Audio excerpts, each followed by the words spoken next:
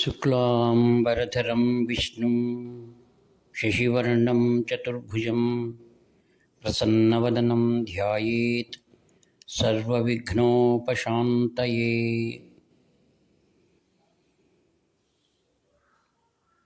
శంకరం శంకరాచార్యం కేశవం బాదరాయణం సూత్రభాష్యకృతౌ వందే భగవంతం పునః పునః.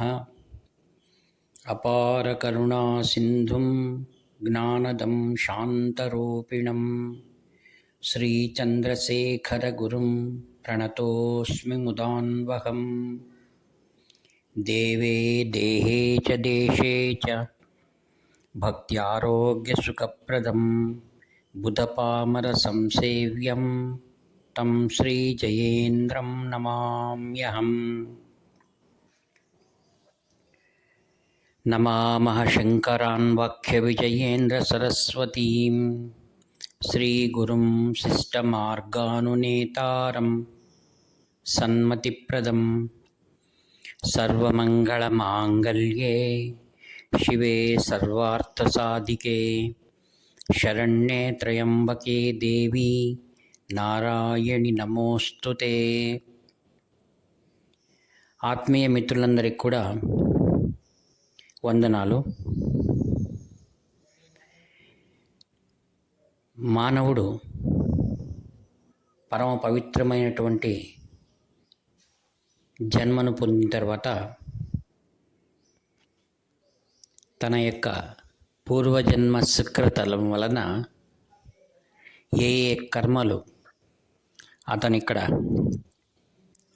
ఈ యొక్క లోకంలో ఆచరించవలసి ఉన్నదో ఆచరించిన తర్వాత ఆ జీవుడు తన యొక్క పూర్వజన్మ సంస్కారం ప్రకారం ముందు జన్మలో మరి ఒక జన్మ తీసుకుంటాడు, లేదా ప్రారంభం ఏది లేనప్పుడు భగవదైక్యం చెందుతాడనమాట. ఆచార్యులు శంకర భగవత్పాదాచార్యుల వారు భజగోవింద శ్లోకంలో పునరపి మరణం పునరపి జననం పునరపి జననీ జఠరే శయనం అంటారు. భగవద్గీత అదే వాక్యాన్ని మనకు అందిస్తుంది. పుట్టినవాడు గిట్టక మానడు. అది హైందవ సంస్కృతిలో ఉన్నటువంటిది. సనాతన ధర్మం ముఖ్యంగా పూర్వజన్మ మరియు వచ్చే జన్మను నమ్ముతుందన్నమాట. అయితే ఇతర ధర్మాలు పూర్వజన్మను కానీ లేక ముందున్న జన్మను కానీ విశ్వసించవు. అదే సనాతన ధర్మం యొక్క ప్రత్యేకత. అనేక విషయాలు మనకు వెనకల జన్మల్లో చేసినటువంటివన్నిటినీ చాలాసార్లు ఈ జన్మలో అనుభవిస్తూ ఆ జ్ఞాపకాలు కూడా అనేకము మహాత్ములు వ్యక్తపరిచినటువంటివి కూడా మనం గ్రంథాల్లో చదువుతాం. ఈ విశ్వాసాల ప్రకారం మనం కర్మలను భగవదర్పితం చేస్తే తప్పకుండా అవి మరలా మనకు మరుసటి జన్మ లేకుండా మోక్ష సామ్రాజ్యాన్ని మనకు అనుగ్రహిస్తుంది. ఈ జన్మలో ఈ యొక్క పాశ్యములు అంటారు. ఏమిటది? సంతానం, భార్య మరియు మిత్రులు, బంధువులు ఇవన్నీ కూడా మనకు పాశాన్ని కలిగిస్తుంది, అంటే బంధాన్ని కలిగిస్తాయి.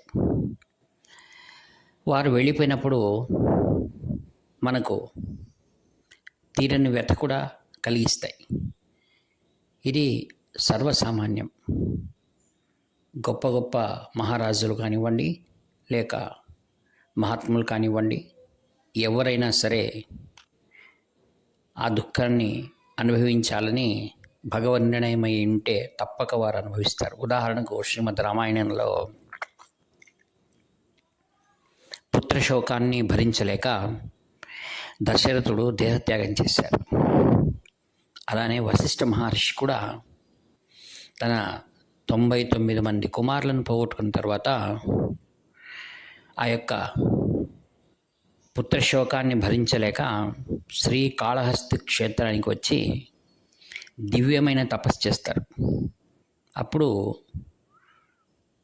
పరమేశ్వరుడు ఆయనకు ప్రత్యక్షమై నీకు ఏం కావాలి అనగా నాకు మనశ్శాంతి మరియు దైవ చింతన నాకు అనుగ్రహించమని ప్రార్థిస్తాడు.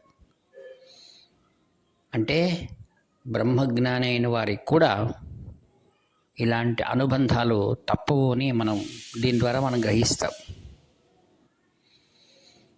పూర్వజన్మ కృతం పాపం దుఃఖరూపేణ సంస్థిత అని. పూర్వజన్మలో ఏదైనా పాపాలు చేసి ఉంటే వాటిని జన్మలో మనం దుఃఖాన్ని అనుభవించాల్సి ఉంటుంది.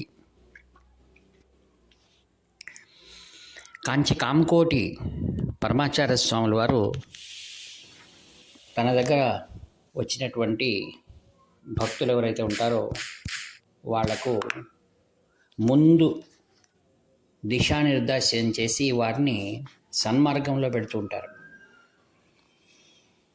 అలా వచ్చిన వారే అన్నాదురై అయ్యర్ అని. వీరి కుటుంబం మహాస్వాముల వారి యొక్క సాంగత్యం పొందిన తర్వాత ఆ మహాపురుషుని యొక్క అనుగ్రహం వలన ఆయనలో జీవితం చాలా మార్పు వచ్చింది. ఆయనకు తన యొక్క లౌకిక జీవనాన్నంతటినీ కూడా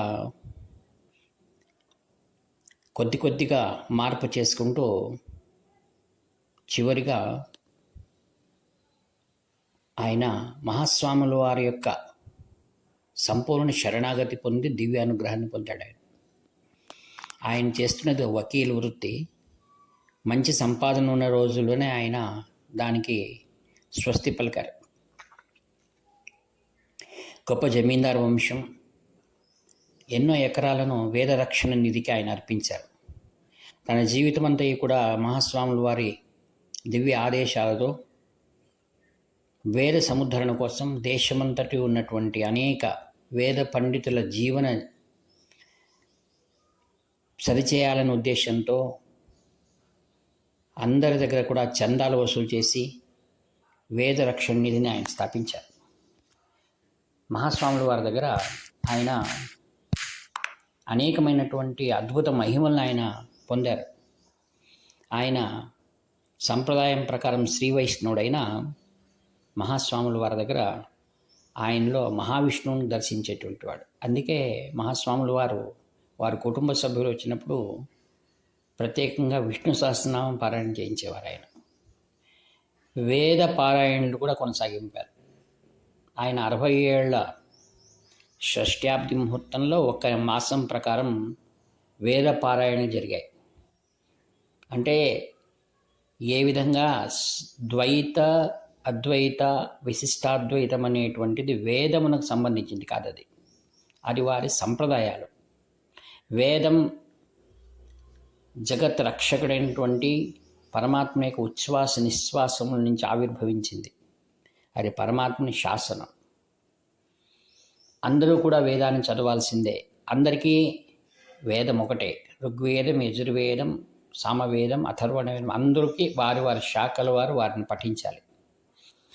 స్వశాఖ అభ్యాసమైన తర్వాత 2వ శాఖను అభ్యసించాలి. గురువు యొక్క అనుగ్రహంతోనే, వారి అనుమతితో. అందరూ స్వశాఖలోనే వేదాధ్యయనం చేయాలి. ఒకసారి వారికి ఒక దుఃఖం ప్రాప్తించింది. ఏమిటనగా వారి పెద్ద కూతురు ఆకస్మిక మరణం చెందింది. ఆమె పైన చాలా ప్రేమ వారి తల్లికి. ఆ అమ్మాయి ఎప్పుడైతే గతించిందో ఆ యొక్క శోకాన్ని ఆమె భరించలేకపోయింది. ఆమెలో ఒక ఆలోచనలు మొదలైనాయి. ఏదైనా చేతబడి జరిగిందా, లేక ఇన్ని మంచి పనులు చేస్తున్నట్టు మా కుమార్తె ఇంత చిన్న వయసులో, యుక్త వయసులో మరణించింది అనే బాధ ఆమెను ఎప్పుడూ కూడా జ్ఞాపకం చేస్తుండేది. అయ్యర్ గారు మహాస్వాముల వారి కార్యక్రమాలు ఎప్పుడు మునిగి తేలేటువంటి వాడు. ఆయన వచ్చినప్పుడు ఆమెకు అనేక విధమైన ఉపనిషత్ విషయాలు, భగవద్గీత, పురాణాలు, గ్రంథాలు ఆమెకు ఎప్పుడు వినిపించి ఆమెను సమాధానపరిచేవారు. ఆయన వెళ్ళిపోయిన తర్వాత ఆమెలో తను ఒక్కతిగా మిగిలిపోయి మరీ శోకంలో ఆమె మునిగిపోయేది. ఆమె నిరంతరము విష్ణు సహస్రనామ పారాయణ చేసేటువంటి ఆమె ఒకసారి ఆమెకు అనిపించి ఎందుకు చేయాలి దీన్ని అని. ఒకసారి మహాస్వాముల వారు సతారాలు ఉన్నప్పుడు ఆమె వెళ్ళి స్వామివారి దర్శనమైన తర్వాత నేరుగా అడగలేకపోయింది, నేను ఎందుకు విష్ణు సహస్రనామ పారాయణ చేయాలి స్వామి అని. అయితే స్వాముల వారికి ఆమె అంతరంగం తెలిసి ఒకరోజు భీష్మ ఏకాదశి స్వాముల వారు ఒక గదిలో పడుకొని ఉన్నారు. భీష్ముని మాదిరిగా అలా పడుకున్నట్టు చూపిస్తూ ఒక శిష్యుడు తన ముందు కూర్చున్నాడు అనమాట. ఆమెను పిలిపించారు. పిలిపించిన తర్వాత ఆమెతో అంటున్నారు, మీకు తెలుసా ఈరోజు భీష్మ ఏకాదశి, ఈరోజు విష్ణు సహస్రనామం చెప్పబడింది. దగ్గరలోనే ధర్మరాజు అందరూ కూర్చున్నారు. కృష్ణ భగవానుడు ధర్మరాజును తీసుకొచ్చి భీష్ముని ద్వారా ఈ యొక్క విష్ణు సహస్రనామాన్ని వినిపించారు అన్నారు. శతసహస్రికాయాం సంహితాయాం వైయాసిక్యాం అనుశాసనిక పర్వణి శ్రీ భీష్మ యుధిష్ఠిర సంవాదే విష్ణు సహస్రనామ స్తోత్రం అని దాంట్లో భీష్మునికి మరియు యుధిష్ఠిరునికి జరిగిన సంవాదం. వీటిని ఆరుగురు శంకర భగవత్పాదాచార్యుల వారు భగవద్గీతకు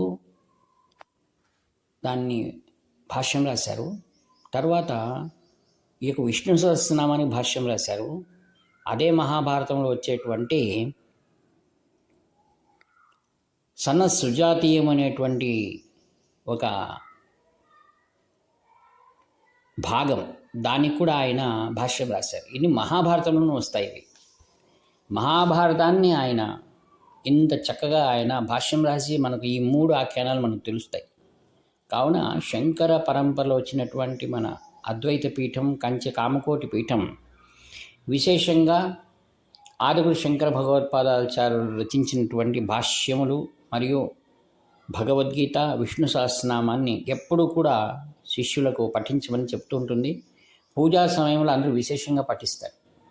ఆ తర్వాత ఆమె విని తనకు ఒక సంశయం ఏదైతే కలిగిందో మహాస్వాముల వారు అలా భీష్ముడు వారు పడుకొని నాకు తెలియజేస్తున్నారు అని ఆమెకు అనిపించింది. తర్వాత ఆమెలో మనోవేదన తన గ్రామానికి వెళ్ళి చెన్నై వెళ్ళిన తర్వాత తన భర్తతో ఒక మాట అంది,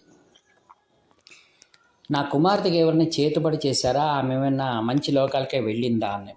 అప్పుడు ఒకసారి ఆయన అయ్యర్ గారు భగవద్గీతలో ఒక శ్లోకాన్ని యాదృచ్ఛికంగా చదవాల్సి వచ్చింది. దాంట్లో ఏముందంటే శుచీనాం శ్రీమతాం గేహే యోగభ్రష్టోభిజాయతే అని.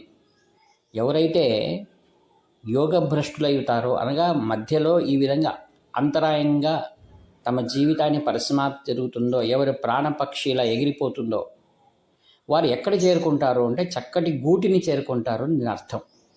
ఎటువంటి గూడు చేరుకుంటారు వారు? శుచీనాం శ్రీమతాం గేహే, శుచి అయిన వారు శ్రీమంతుల ఇళ్లలో చేరుకుంటారని. ఆమె పూర్వజన్మ సుకృతం వలన ఈ ఇంట్లో ఆమె జన్మించడానికి కారణమైంది. మహాస్వాముల వారి దర్శనాన్ని పరిపుష్టిగా చేసుకున్నటువంటి ఆమె జీవితం, మహాస్వాముల వారి సంపూర్ణ అనుగ్రహాన్ని పొందినటువంటి ఆ చిన్నారి ముందు జన్మ అనేది లేకుండా ఒకవేళ ఉన్న శుచి అయిన శ్రీమంతుల ఇంట్లో భాగ్యవంతుల ఇంట్లో పుడుతుంది అనేటువంటి ఈ శ్లోకం యాదృచ్ఛికంగా ఆమె చదివి వినిపించినప్పుడు ఆమె సంశయం పూర్ణంగా నివారణ అయింది. ఓహో, నా కుమార్తె మంచి జన్మను తీసుకుంటుందనే తృప్తితో అప్పటి నుండి మహాస్వాముల వారు నిర్దేశించినట్లుగా ప్రతిరోజు కూడా భక్తితో శ్రద్ధలతో విష్ణు సహస్రనామం పారాయణ చేసేటువంటిది. కావున ఆత్మీయులారా, విష్ణు సహస్రనామం అనేది అందరికి కూడా ప్రమాణమైనటువంటిది. వాళ్ళు ద్వైతులైనా విశిష్టాద్వైతులైనా అద్వైతులైనా సరే ప్రతి ఒక్కరూ కూడా విష్ణు సహస్రనామాన్ని పారాయణ చేయాలి. విష్ణు సహస్రనామం పారాయణ ద్వారా సమస్తమైనటువంటి దుఃఖములు తొలగి ఆది భౌతిక ఆధ్యాత్మిక ఆదిదైవిక తాపత్రయాలు పోయి మన జీవితం ముందు ఎలా నడవాలనే విషయాన్ని భీష్ముని ద్వారా ధర్మరాజుకు శ్రీకృష్ణ పరమాత్మునే వినిపించినటువంటిది ఆ యొక్క విష్ణు సహస్రనామం. కావున తప్పకుండా ప్రతి ఒక్కరూ కూడా విష్ణు సహస్రనామం పారాయణ చేయాలని చెప్తూ ఈ వాక్యములు ఏవైతే ఉన్నాయో వాటినన్నింటినీ కూడా శిరస మనస శ్రీ శంకర విజయేంద్ర సరస్వాముల వారి దివ్య చరణారవింద భక్తితో సమర్పిస్తూ సెలవు తీసుకుంటాను. ఇట్లా మీ ప్రియమిత్రుడు నివర్తి నాగభూషణ శర్మ. హరహర శంకర, జయ జయ శంకర.